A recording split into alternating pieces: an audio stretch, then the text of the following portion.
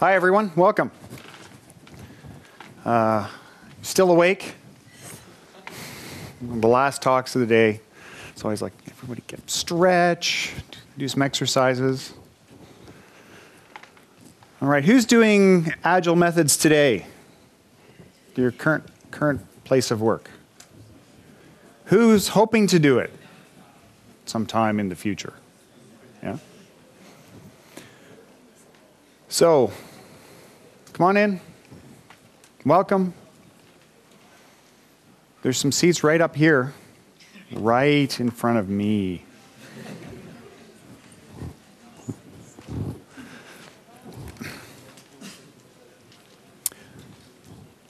Okay, well, we'll get started.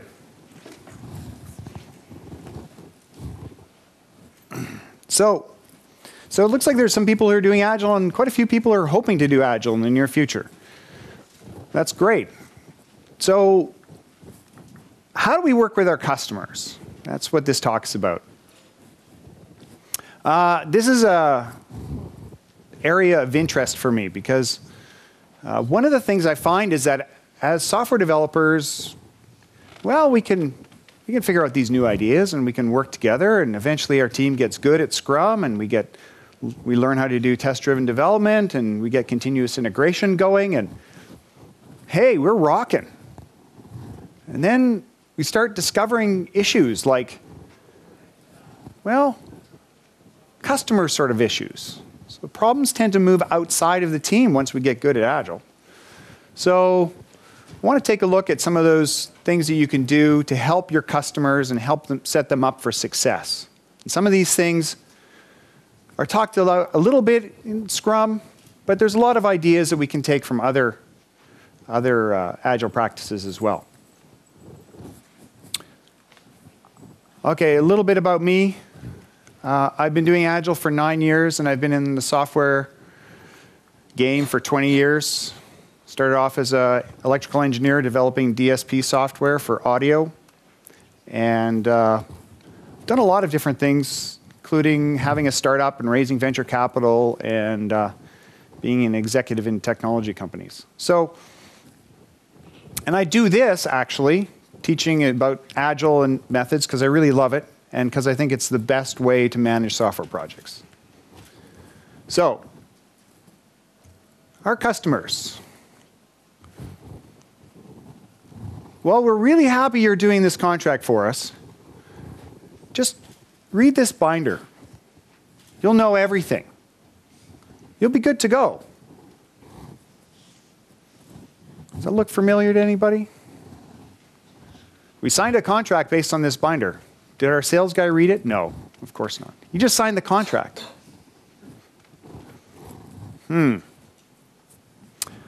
Well, that could be a bit of a challenge, especially trying to get developers to read requirements. That's a really big challenge from my experience.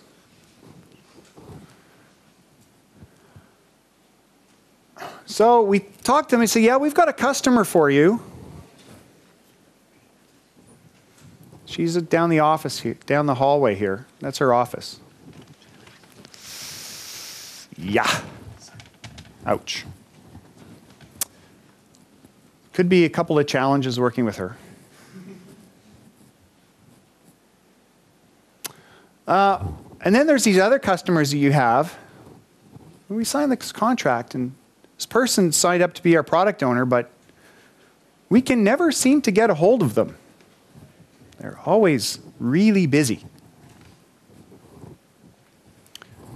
Does this look familiar to anybody?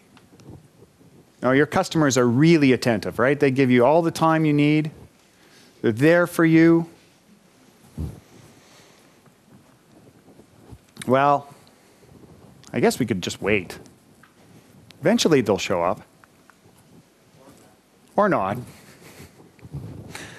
So what do we do about this?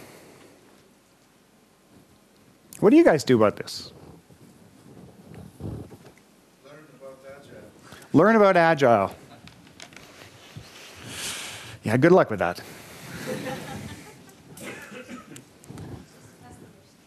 What's that? Visit them. That's a great idea. Show up, knock on their door. They're like, who are you? You hired us to build this? Oh, okay. Well, we might need to find someone for you to talk to. Okay, so how to boot up your customer. We're going to talk about people, process, and tools. And I think it's really worthwhile spending some good time at the beginning of your projects thinking about these things and getting this set up so that it works for you. So you can deliver an effective product. First part, do you have the right person for the job? That IT services manager, he hired your consulting group to build that product. So he thinks he's your product owner. Does he know about medical devices? Or medical software that you're supposed to be building? Well, he's the IT services manager. And he hired you, so he thinks he's your product owner. What do you do?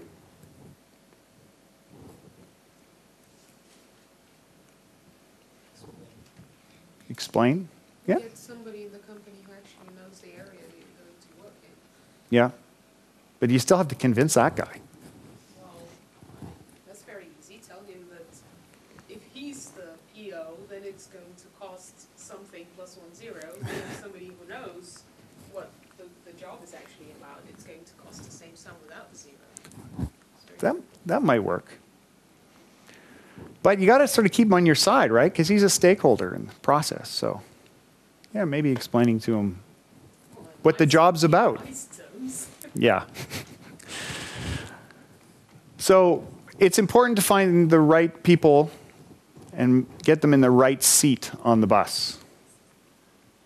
So yeah, that services manager, he may be important to your project, and he may have some really good information for you if you're building software for that company or in their environments.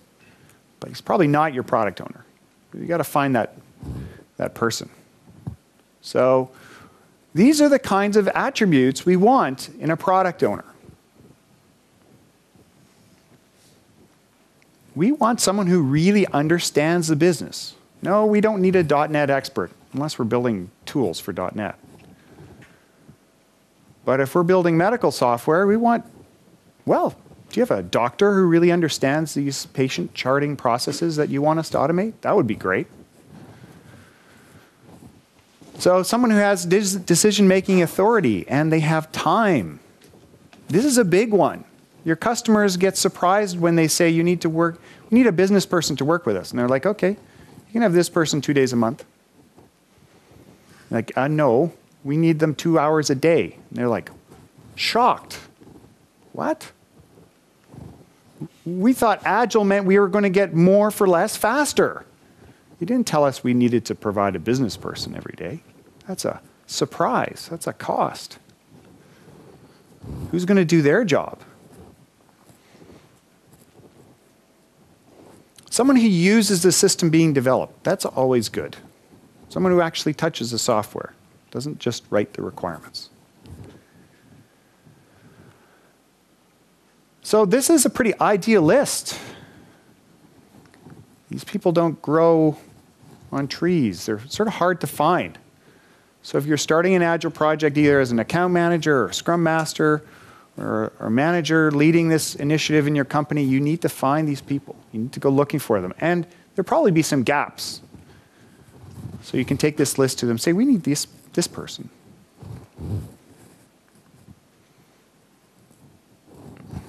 So if you're going to be working with this person every day or almost every day to build this product, you probably want to do some things to set this relationship up so it's successful. So being a product owner working with a team, that requires some trust. So what can we do to establish some trust early on?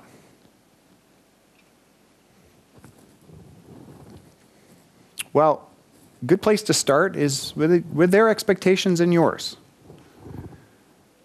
I can guarantee you that your product owner will have other things on their plate and will be busy and won't really understand what user stories are for anyways. Why can't he just write a list of features? And so you'll need to set expectations.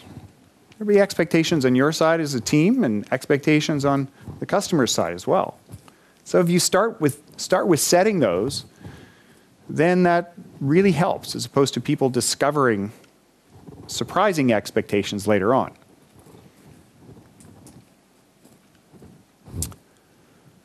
Don't expect perfection. They're new at the job. So if they're new, they're going to be beginners. They're going to be learning. They're going to be making mistakes. Even the world's best make mistakes. Do you guys remember this episode? iPhone 4, if you squeezed it, you could drop your call.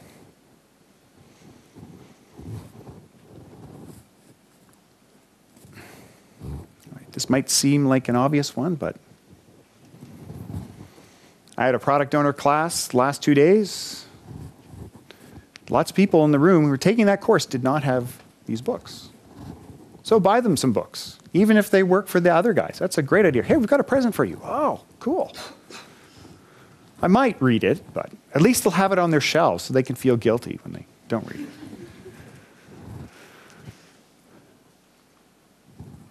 So this is a picture from us yesterday. Get them some training. It's a new job. It's a new skill. Why not send them to a course, a day or 2 days or something? This is a shameless plug, by the way, because I teach these classes. But seriously, if they're your customer and you want them to be successful and you want to have a successful project and they're new to the product owner role, then it's worth the investment for them to understand what they need to do. So that's the people part. If we get the right person, we help them understand what the expectations are going to be for them in the project, get them some training, then we're pretty well set up. And then there's actually doing the work. So I like to think of this role, this product owner role, as involving three legs. So we have our relationships with the team and the stakeholders. Product owner has to balance these different things. The product that we're building, the features, the requirements. But at the end of the day, we're looking for results, right, out of this whole system. That's the key thing that we're focusing on.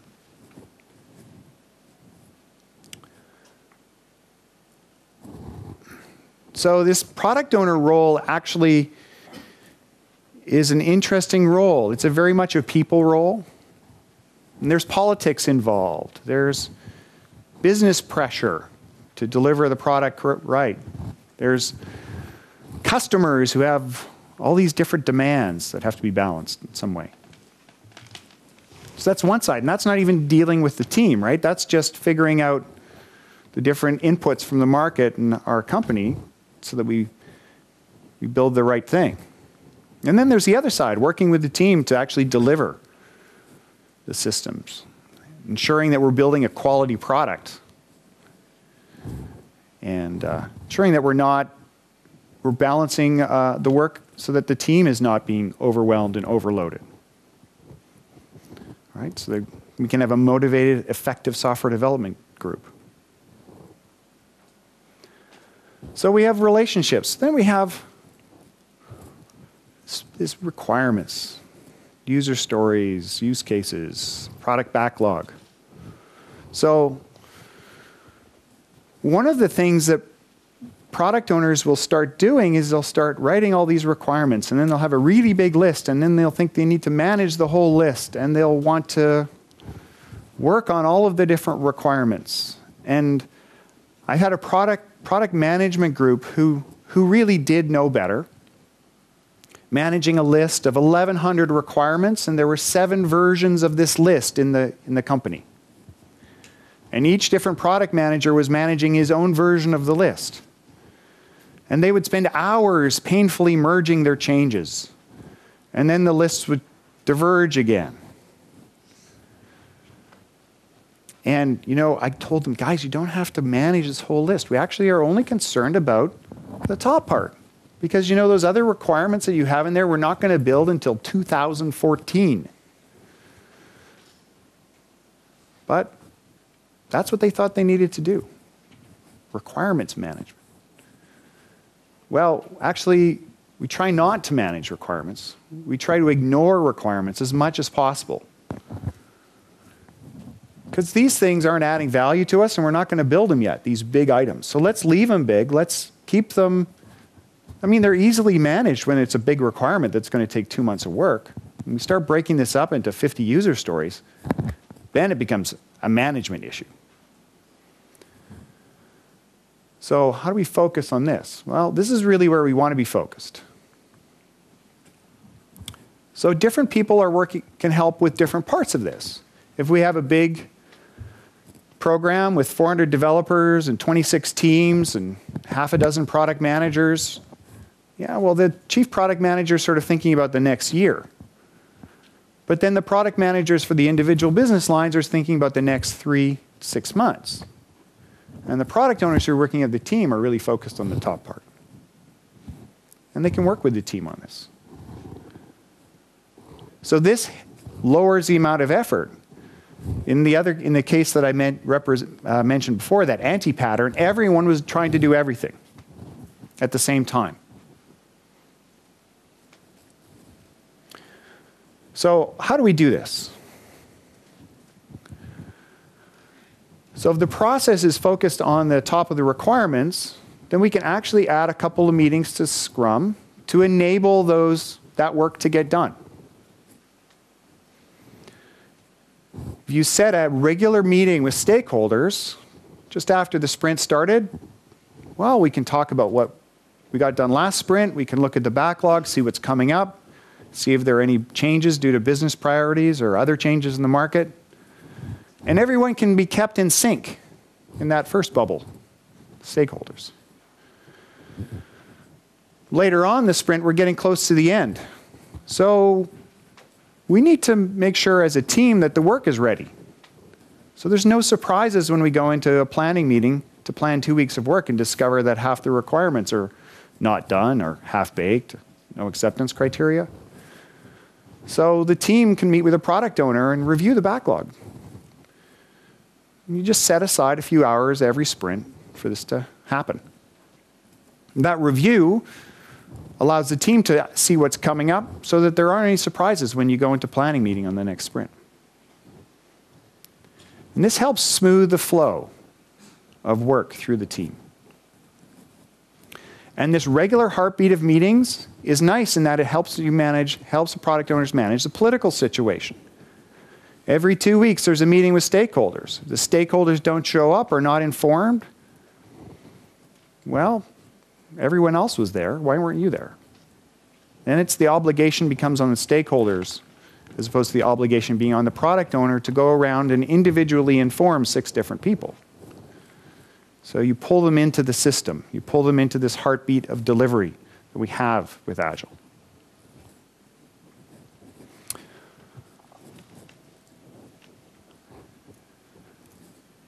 So we have a checklist. We talk about understanding what done means for features, which is great. You know, are the unit tested?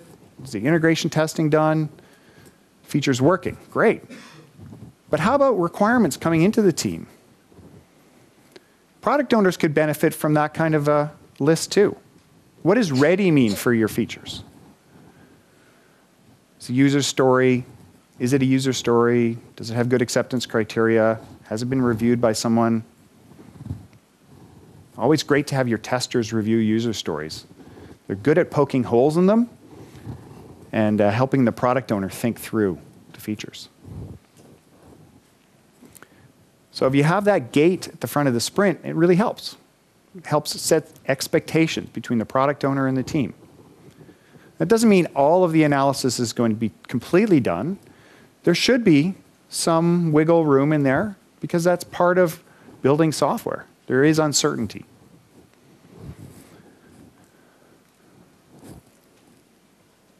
So that's a couple of tips that we can use to improve the process with our customers. One of the things I find, though, going back to the pictures before of the absentee product owner is that they are doing a lot of other things besides working with my team. Like maybe they also have a role in sales and marketing. So they have all kinds of other activities. And so the teams are like waiting and waiting. When are you going to get the backlog? And then the day before the planning meeting, they're furiously working to get the backlog in shape. Then they show up at the planning meeting and there's a bunch of questions and our planning meeting goes on for a day instead of being a couple hours. Anybody had that experience? Yeah? So, well, we've got this great process called Scrum and XP that we use with teams to help us manage our work. So maybe we can use some of these tools for the product owner as well. So one of the first things we do with Scrum and the first things we do with Kanban is visualize the work. Have them write down everything that they're working on. Just get it up on a wall. They'll be amazed at how much stuff there is. We've got the marketing planning that they're doing, trade show planning, maybe regulatory issues, product roadmaps for sales, all of these other activities that are going on besides working on the backlog.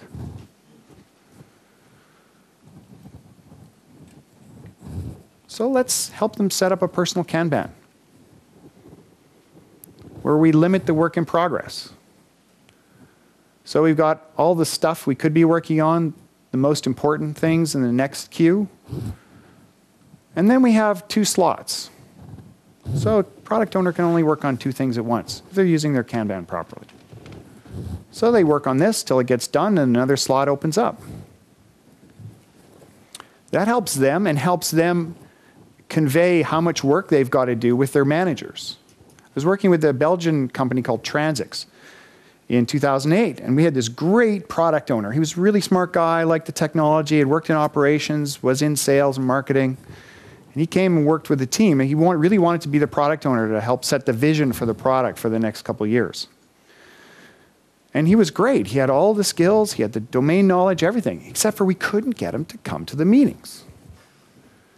And the backlog was always in rough shape. And I was like, Mario, you know, we need you. We really do need you to participate as a team member. And he said, yeah, Rob, but I got all these things going on. And he was new.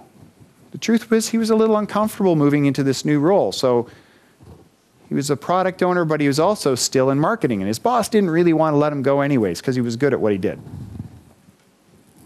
It took us 4 months to get him to finally give up the marketing job, and for him to really come to the realization that, yeah, this was something he needed to dedicate himself to.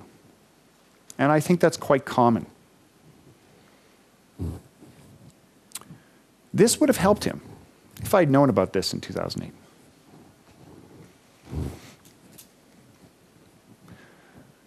You can also use a Kanban for preparing the backlog. And this is a really nice way of visualizing how your work is evolving, how the requirements are evolving. So we have all the things we're going to do, the next highest priority features, and then we've got these big epics, and we're slicing them, right? So product owners creating user stories for these 2 epics. So we're limiting the work in progress. So we're not trying to work on all of the things in the backlog. We're not trying to slice all of the epics. We're working on a few. And the product owner's queuing them up, and when this queue's full, you know, the product owner needs to be chasing down the team and saying, hey guys, I need you to review this so that find out if it's ready. This will speed up your product owners. By limiting the amount of work that they're actually working on, it helps them focus, as opposed to thinking about all the features, and then they get a call from one of their stakeholders. How about Russia? Have you thought about the Russian market? Yeah, we're thinking about it. We're not sure. Well, you know, have you looked into those features? And he's like, shiny object syndrome is very common in marketing. There's another shiny object. And you can do this online as well. You can use a tool. Saw a really neat tool outside. The product owner could have their Kanban in a tool, and the team could actually go in and maybe you could even help write some acceptance criteria.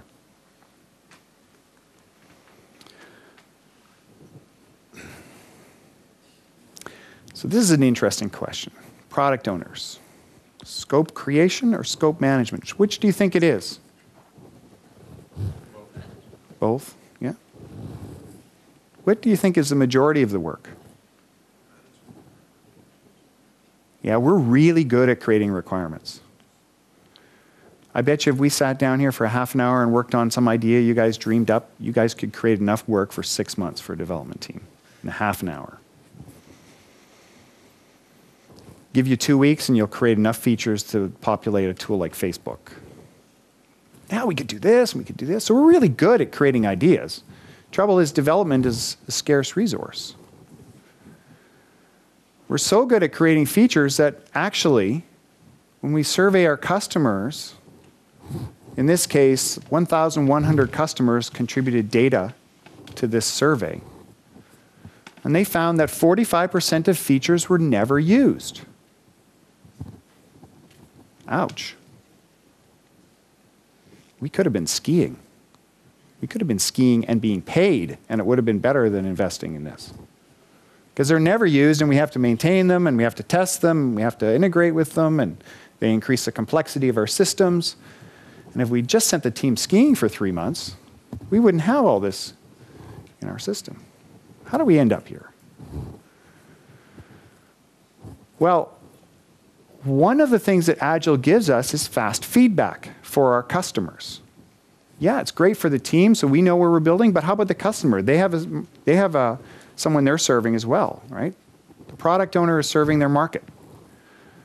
So the nice thing about an Agile system is that we can plan the product in short increments, run it through, put it in the market, and check it. Is this what the customers need? Is this hitting in the market? Are people picking up this product? And if they're not, or if we're seeing something else, we can change direction. Product managers love this when they get to understand it. Because before, they try to plan everything and then throw it in the development hopper and wait a year or 2 years. And something comes out. I hope it works in the market. But they threw everything in just in case. In this way, they can be much more careful about how they manage their software development efforts. You know, it's an expensive resource, takes time, you have opportunity cost. So this kind of a system is much more robust for them. And in the end of the day, we really want to know if what we're building is actually getting used. You can actually bake this into your product. Right? Oh, because we probably know about web statistics. You can actually bake into your product analytics to see how people are using it. See how many people are using it. And that's useful. It's also useful to just go talk to your customers too. So, just to summarize here, your product owners need a process as well. So we engage them as with Scrum, or we engage them with XP or Kanban, and all of a sudden there's all this work that we're generating for them. And it will be a problem. In most organizations where we've coached and been able to get the R&D group to all do Agile, within a year they're outrunning sales and marketing. That happened in Transix. That happened at RPM Software. So you will go faster than your customers can keep up with you. So you need to help them so they can keep up. And you know, eventually they'll get there. But perfection is a journey, not a destination. Unless you're living in Michigan, in which there is this town called Perfection. And so, one last point. To the world's best product owner. Yeah. Creating inspiring products that keep us motivated to do better at what we do.